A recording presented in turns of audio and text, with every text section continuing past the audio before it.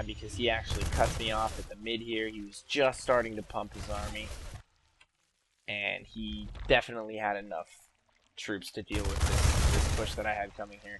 He just engages me head on from the front. I didn't have my tank siege. I was not in position. Caught me with my camps down a little bit there, and I ended up wiping my entire army. So from here, I'm on my back foot. I managed to get most of my medevacs back without losing them, and I try and set up a defensive position before he gets all the way back to my main. So now I'm just scrambling to get down some more production buildings. I'm adding a second factory. I'm also getting infantry weapons, and I'm adding more siege tanks and more marines into the mix. But he has his fourth and the high yield fully up and running now, and this is just a terrible position for me to be in. He's also adding banelings into the mix, creeping most of the map. He has his entire side of the map almost completely crept. I was going to do a drop over here at the high yield, but he was all over it, moved his forces to intercept, so I was forced to pull that back without doing any damage. So at this point, I spotted both of these expansions that he had. I know that I'm way behind. So my thought process is, okay, it's time to play catch up. I really need to get my high yield. I need to make sure to get rid of these overlords so that I can take my expansions. So that's what I'm doing here with my Vikings. Just making sure that I hunt down all these overlords, clear my side of the map so that I'm free to expand. Here's my third command center that I'm going to send to the gold eventually. I'm just using it to wall off a little bit just to have some extra defense, just in case he tries to run by at my front. And now if we turn our attention over to Strifecro, he has a very large army amassed, and it's only getting bigger. And he's also teching up to Hive Tech. He has his infestation pit up, and he has creep all over his side of the map. I mean, pretty much the entire half of the map is fully crept, and I am in just a terrible position right here.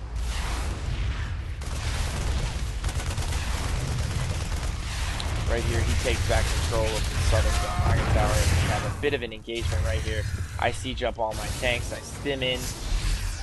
He actually wisely pulls back right there. I think he would have sustained heavy losses had he engaged in that fight, but he intelligently pulls back and waits for me to make a move, which changes things drastically because I had a great defensive position set up here. But now it's on me to make a move. He's already pulled way ahead of me in the income tab.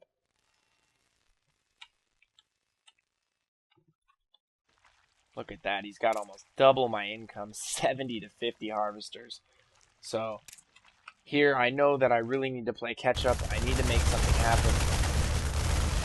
And I'm going to really have to rely on my micro and my battle decision making to try and turn this game around.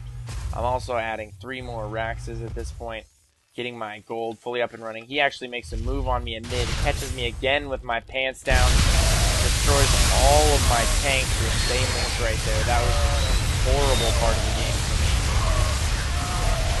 I actually bring in a few reinforcement tanks and siege them up, extend my army, continue to chase him here. And I was really surprised that I was able to pull that fight out. It was really due to the extra siege tanks that I pulled up from the back.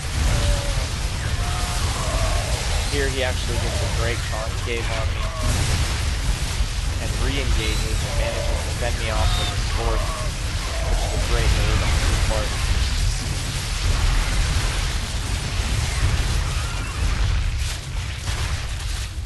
Again, I managed to save my medevacs, which is very important. You always want to keep your medevacs alive after every battle, especially when you only have one starport producing medevacs.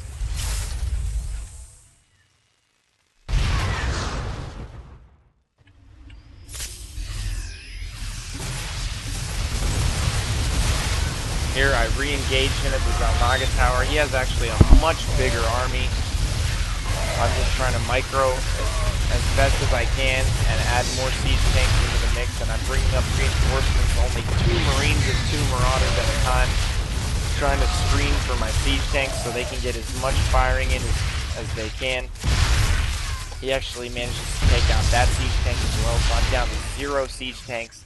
I have 3 marauders, 3 marines, and I am well behind the name tab here. He is way ahead of me. I actually managed to hold right here due to the extra barracks that I added earlier on. And then I see this first ultra, and now I'm thinking I'm in real trouble. So I really kick it into overdrive and focus on microing my units 100%. And all my focus at this point in the game is on microing my units and fiercely macroing. He's actually getting a large ultralist army together. And I know that it's up to me to pick off those ultras and try and make something happen here.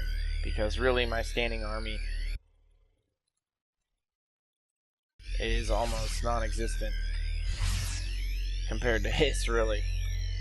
If we go to the army tab, yeah, he has me beat in so many ways. And here, I engage him at the southern Zelnaga tower. I try and screen with my tanks, but it doesn't really work out. And now I'm just microing as hard as I can. I know that if he gets even a few hits off on my Marine Marauder force, I'm just toast.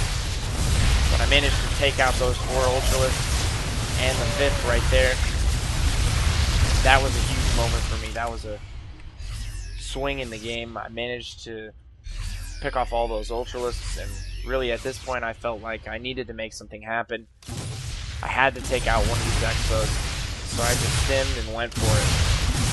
Tried to get over there as quickly as possible, and then just fall back and get out of there without sustaining heavy losses. Now here I bring in my siege tank, and I actually choose to fight this fight. And I bring in a second siege tank as well and siege that up in the back.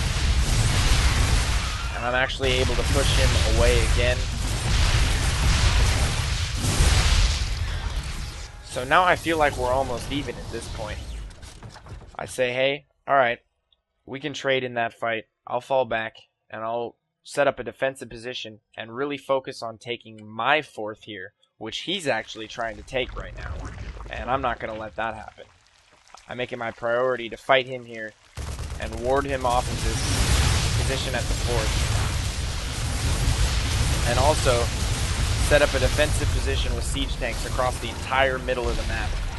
I'm trying to split the map in 2 here. Hold the Zelnaga towers, and I also have siege tanks on either side of the Zelnaga tower just shelling away at his troops. And he's setting up for a gigantic flank here. He has forces above and below, slightly to the left and below. So I split my units up into 2 groups, and I make sure I have a really wide siege tank pattern so that I can get maximum damage when he does finally engage.